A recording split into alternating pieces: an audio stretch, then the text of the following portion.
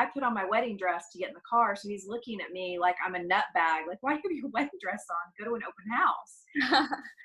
I said, because we are going to do some really great marketing in front of this house.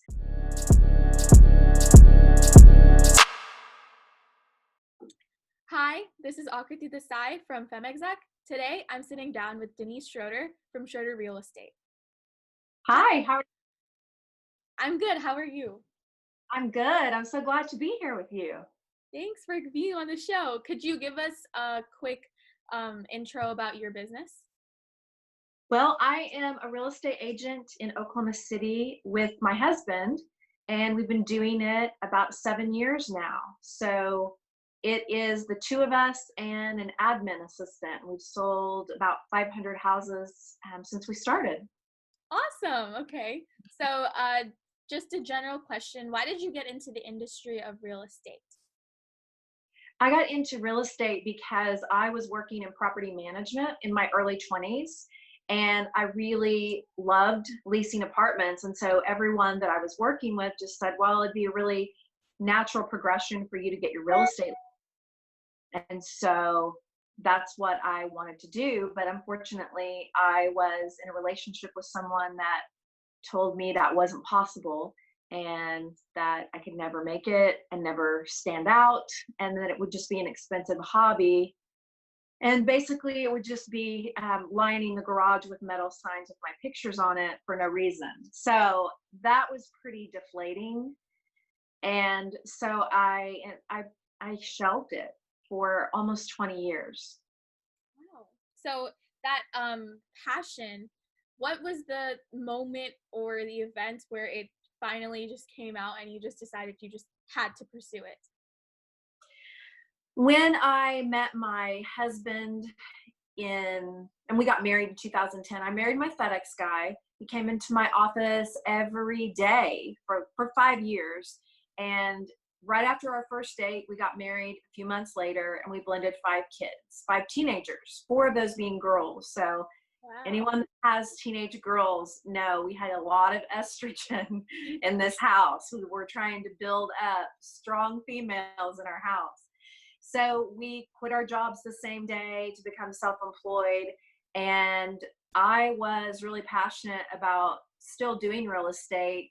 I just don't feel like at the time that I probably would have succeeded at the level that we did now, because I was in a broken, dysfunctional relationship. And to start your own business, you've got to have a mindset that I didn't have at that time. Looking back, it was almost a gift, even though, saying that someone that stole your dream is a gift sounds a little bit odd. But in retrospect, it really was, because I wasn't meant to do it then. I was meant to do it, 2 decades later. Wow, that's amazing. So do you think having that support team that you found through your husband was really impactful in not only you realizing your own passion, but having such a successful company? I think that us partnering together was pretty magical. We both have different strengths and weaknesses. Neither one of us think we're the boss. I always joke that I'm the CEO, but we're pretty equal in that. He doesn't try to, outposition me because he's a male or anything like that. We're on equal footing. But just the passion that we both shared, I think, was incredible in us being able to exponentially grow, for sure. And him being supportive of me being really creative in my marketing, just very quirky and out of the box type things that we do. But in real estate, in my market, there's about 10,000 realtors that have their licensure right now in my metro area. And so that is a lot. It's fierce competition. So you have to stop the scroll. Not only do you have to stop the scroll on, social media, where we do most of our advertising and marketing, you've got to anchor with people. You've got to tell stories. So you've got to have the art of storytelling. It's not just about, I sold this, I sold that, let me sell this. It's telling a story and letting people emotionally connect to your clients and what you're doing and what your mission is. So your business actually had some really unique marketing techniques that I felt that actually really distinguished your company among all the others that are in your same city. So were there any examples that you could give, that any just like personalized marketing tactics that you used to make sure that you had returning clients and expanding your clientele base, since everyone's competing for the same population? Yeah, I think my favorite story actually was when I was coming to list a house that it's like a staple in our city. It's a Victorian house, and there's none other like it in Oklahoma that I've seen. And so whenever we came over to do the open house, I told Troy, my husband, I said, we're going to need to leave a little bit early because we're going to need to do a photo shoot and some videos before the open house. And we usually always leave early, but I wanted to leave extra early. And he didn't even know what I was doing, but I put on my wedding dress to get in the car. So he's looking at me like I'm a nutbag. Like, why have your wedding dress on? Go to an open house. I said, because we are going to do some really great marketing in front of this house.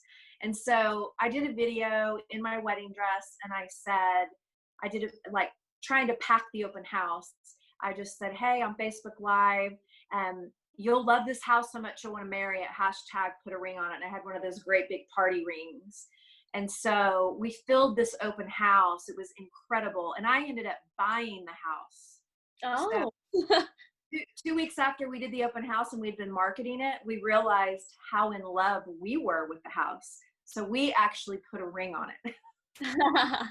That's amazing. And I also know that you have a background of singing and like theatrical arts. Was that what you majored in college?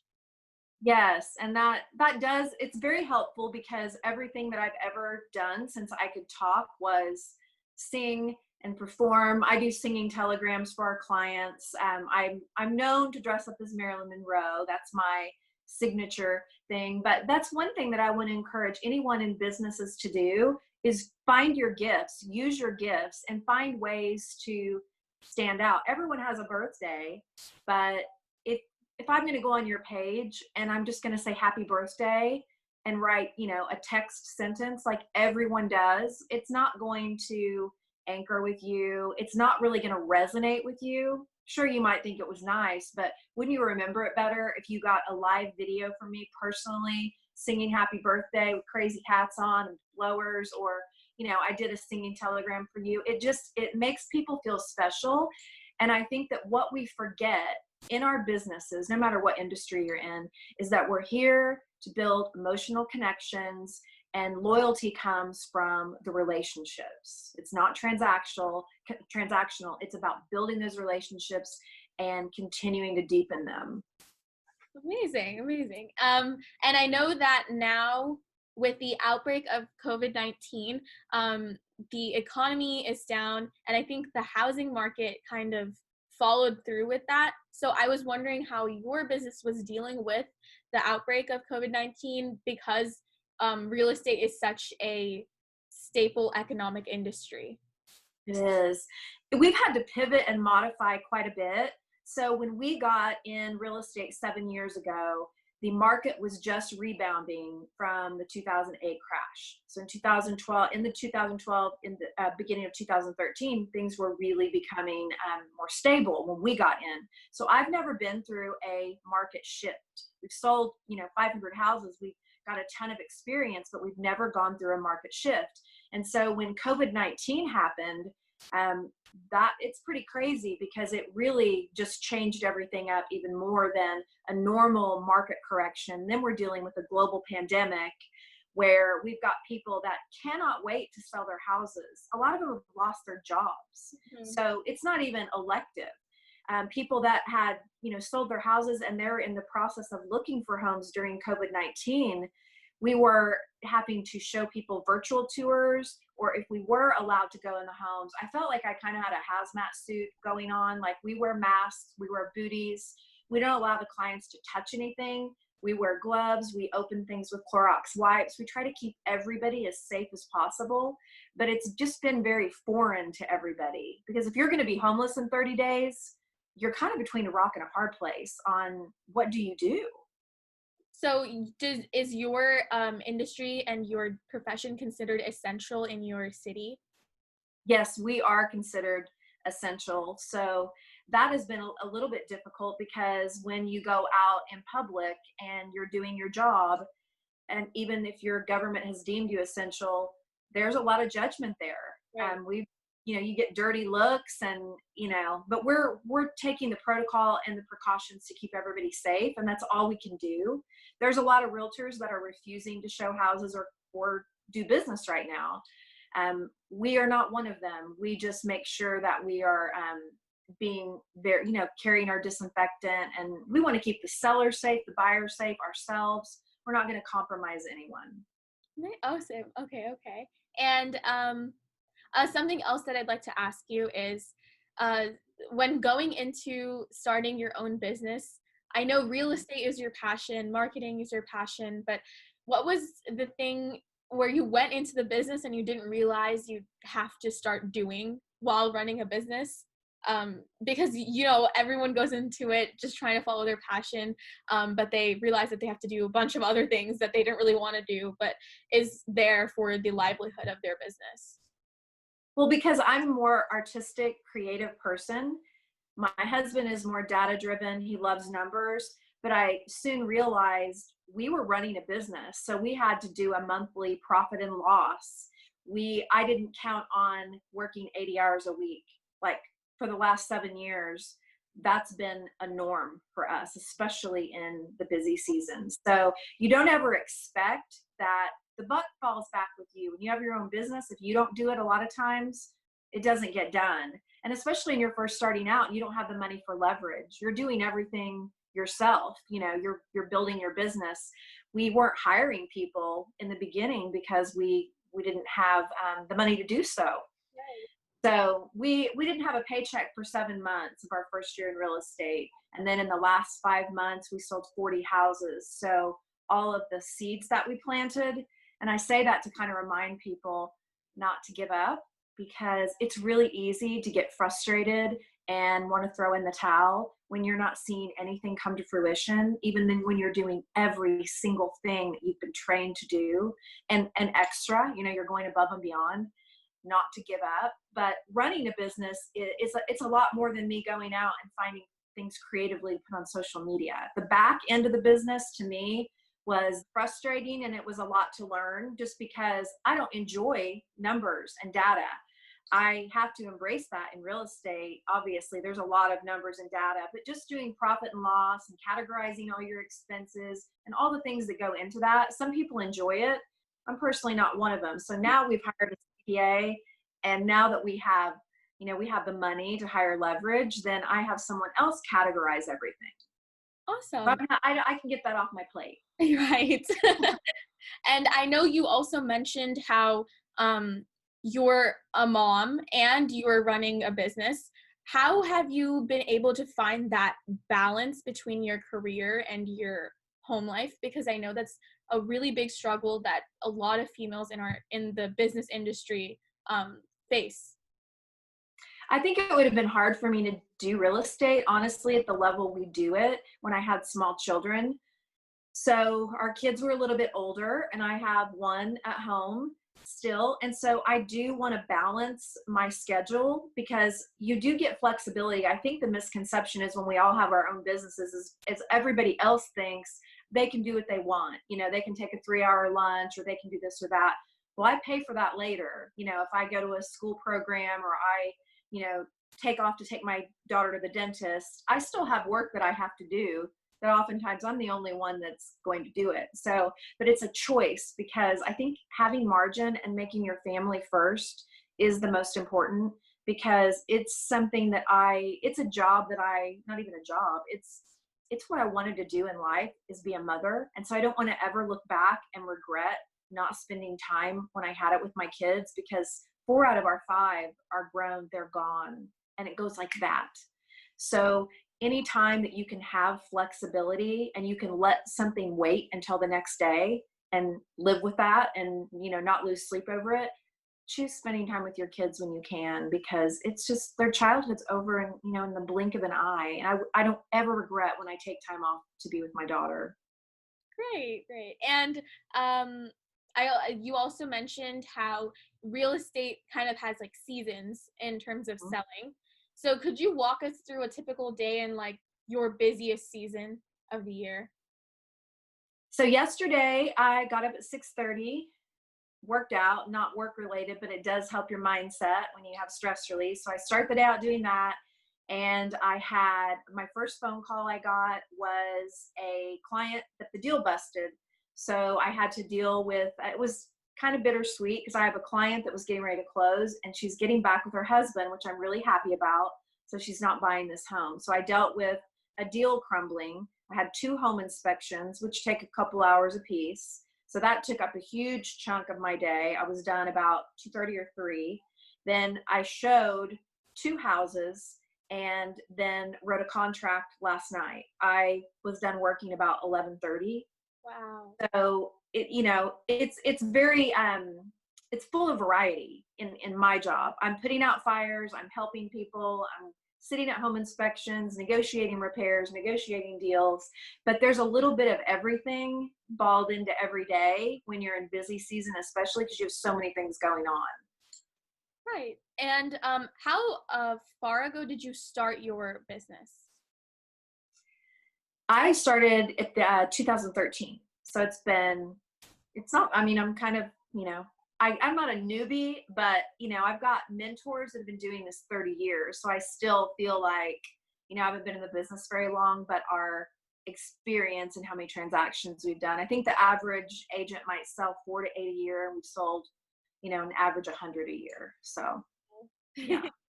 So what would you have said to the Denise Schroder who decided to quit her job with her husband and start this new business in 2013? Any advice that you've learned along your 7 years of experience in house selling and everything? Well, I would say to show up every day, to give full service and make a difference with people and stop asking permission to do what you want to do. I ask permission to pursue a dream. And instead of just giving notice and saying, this is what I'm going to do, this is what I was meant to do, this is my dream, I'm going to make it happen, I allowed someone to tell me that I couldn't do it. And that's a big regret of mine. And so I know a lot of women, with societal pressure and we just struggle with going for things because we have guilt at home. We've got to take care of the kids. There's so much stuff to manage. But I would say if you want to do it, there's no dream too big.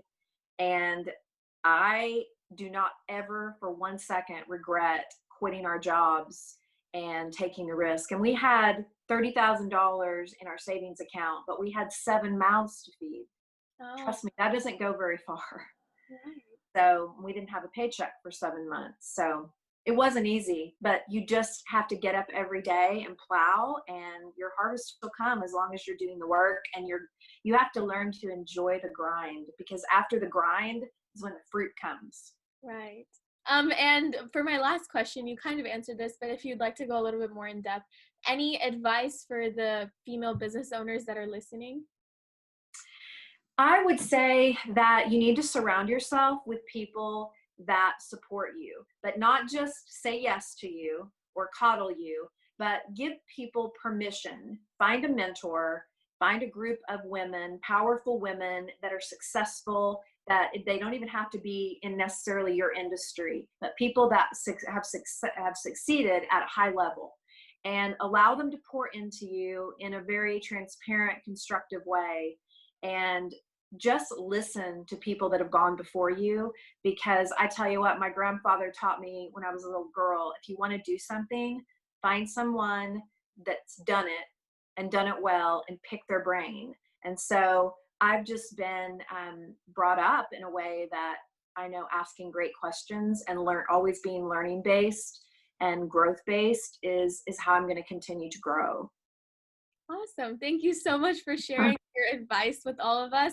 Where can everyone find you and your real estate company? On Instagram, you can find me at Denise, Denise, Sells, Oklahoma. And then on Facebook, I think the best way to say is it's facebook.com/TD Schroder. And people misspell my last name, so I'll spell it Schroder. So there's a lot of fun, quirky, eclectic things on our page if you guys want to connect. And I'd love to hear from anyone listening. If anybody just wants to chat or connect on a deeper level, I'd love to connect with anybody listening. Awesome. Thank you so much.